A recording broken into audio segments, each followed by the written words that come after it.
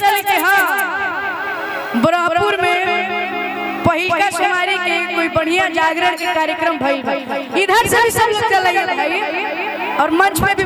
जितने लोग हैं सब लोग जलाइए। सब लोग इक्वल है, बाबा का दरबार है, यहाँ पे कोई बड़ा नहीं है, सबको ये जब बराबर है। पेड़ पे भी जितने हमारे भाई भैया फ्लैश लाइट, फोन के फ्लैश लाइट सब लोग जला लीजिए भैया, सब लोग आगे के ओ बाबा बाजो में सवार के हो नगरिया कुछ बोलो के जाए नगरिया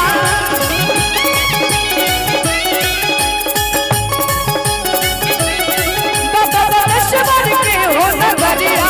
बोलो बाबा के तुझे जाए नगरिया देखा खबरिया देखा खबरिया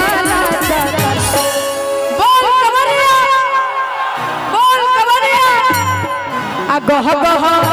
गह गह गह करे बरहपुर नगरिया देखा खबरिया गह गह करे बरहपुर नगरिया देखा खबरिया गह गह करे बरहपुर नगरिया देखा खबरिया।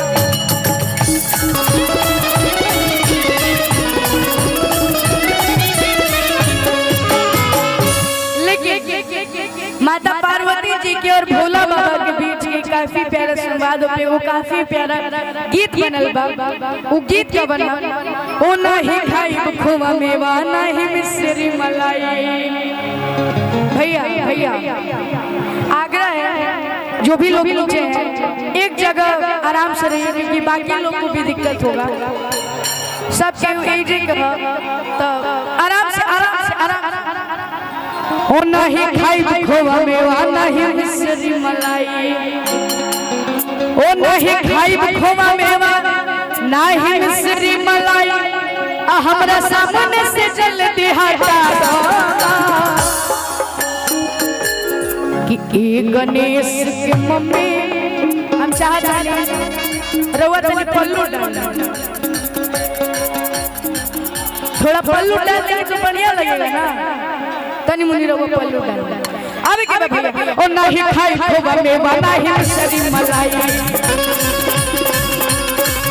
नहीं खाई खोवा मेवा नहीं मिश्री मलाई नहीं खाई खोवा मेवा नहीं मिश्री मलाई हमरा सामने से जल्दी हटा दो। थोड़ा सा हटिए, थोड़ा सा इधर आ जाइए। अरे गणेश के मम्मी ए गणेश के मम्मी अतन आभर भांग दिया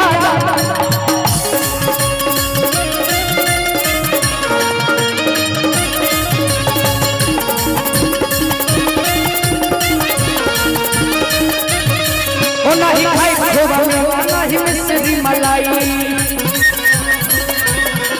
नहीं खाई खोवा मेवा नहीं मिश्री मलाई नहीं खाई खोवा मेवा नहीं मिश्री मलाई हमरा सामने से जल्दी हटा दो। लेकिन गमछी बांधे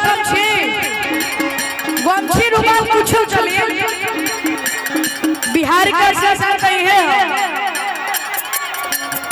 तो हम चाहते वाह यही ना देखिए यहाँ की खासियत है बोलने से पहले ही ओ नहीं खाई खोवा मेवा नहीं मिश्री मलाई ओ नहीं खाई खोवा मेवा नहीं मिश्री मलाई नहीं खाई खोवा मेवा नहीं मिश्री मलाई हमरा सामने से जल्दी हटा दो। और गमछा के हुआ ऊंचा ए गणेश के मम्मी ए गणेश के मम्मी अतन का भर भांग किया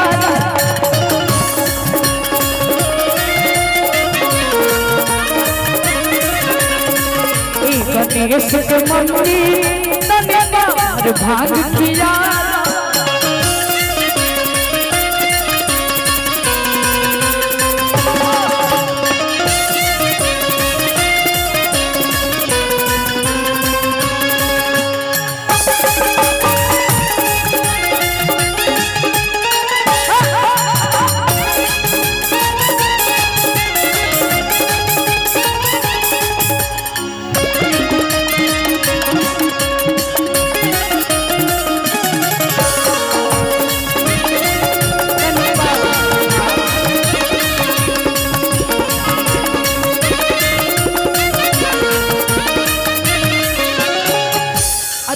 दिन पहले काहे कि बहुत सारा कलाकार एक गीत बस एक गीत हम बागेश्वर धाम गए रहे पूजनीय धीरेन्द्र कृष्ण शास्त्री जी से हम चाहते हैं आप बैठ जाइए आप जब बैठ जाइए धीरेन्द्र कृष्ण शास्त्री जी से हम मिले बागेश्वर धाम सरकार से ओइजा गईला के बाद बहुत चेंज और उनका खातिर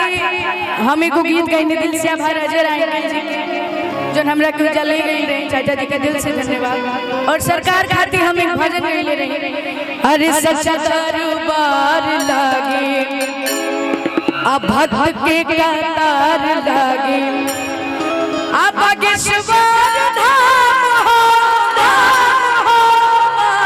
अरे स्वर्ग के द्वार लागे अरे सच्चा दरबार लागे अबे कि सच्चा दरबार लागे भक्त के कतार लागे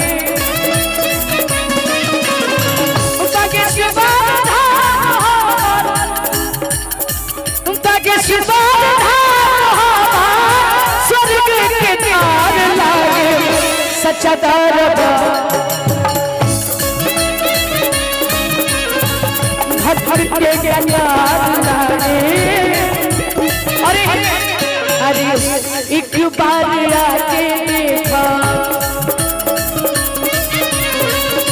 दर्शन तू पाके देखा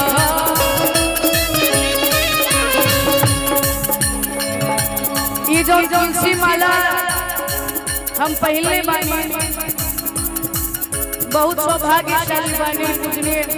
गुरुदेव सरकार के गले के तुलसी माला तो हम का कहीं हमरा भीरी कोनो शब्द नहीं थे एक बिहार राज्य के बक्सर जिला के एक ब्रह्मपुर प्रखंड के एक लड़का गुरुदेव के सामने गैला धीरेन्द्र कृष्ण शास्त्री जी के सामने गैला एकरा खातिर तो सबसे पहले तो दिल से आभार आप सब लोग के इतना भीड़ में रहुआ सब अपन आशीर्वाद देता है और अजय अरे बालाजी की सूरत देखे बालाजी की सूरत देखे दुनिया बेकार लागे सच्चा दरबार भक्त के कतार लागे और हमने के भारत एक हिंदू राष्ट्र का लास्ट एक गीत श्री राम खातिर समझ हर घर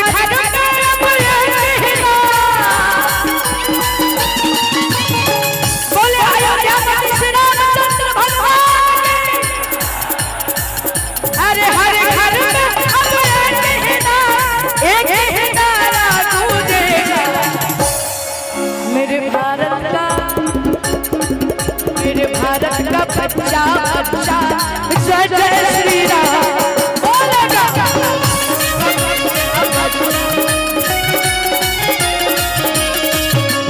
बच्चा बच्चा जय जय श्री राम बोलेगा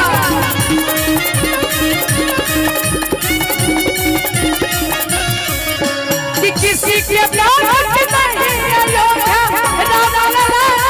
धाम है किसी के प्यार के नहीं अयोध्या राम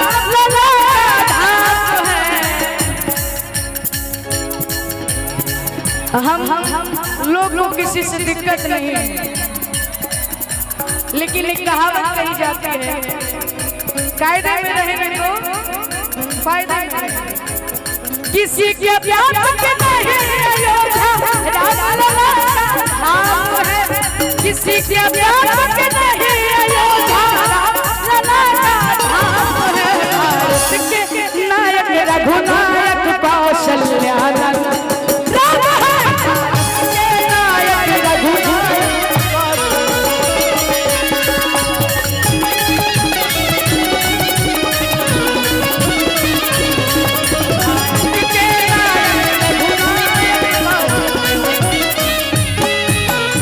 कार्यक्रम बढ़िया लागल बाटे तो एक बार जोरदार हल्ला करके अपन आशीर्वाद दे दीजिए भैया और तनी जयकारी लग जाए प्रेम से बोली बाबा परमेश्वर नाथ की बोलिए श्यामपति रामचंद्र भगवान की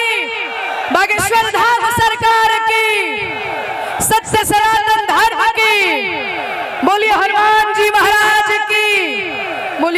पार्वती पते हर हर महादेव। दिल से आभार आप सबके। और ये वीडियो हमारे इंस्टाग्राम और फेसबुक पे चढ़ी तो एक बार जोरदार हल्ला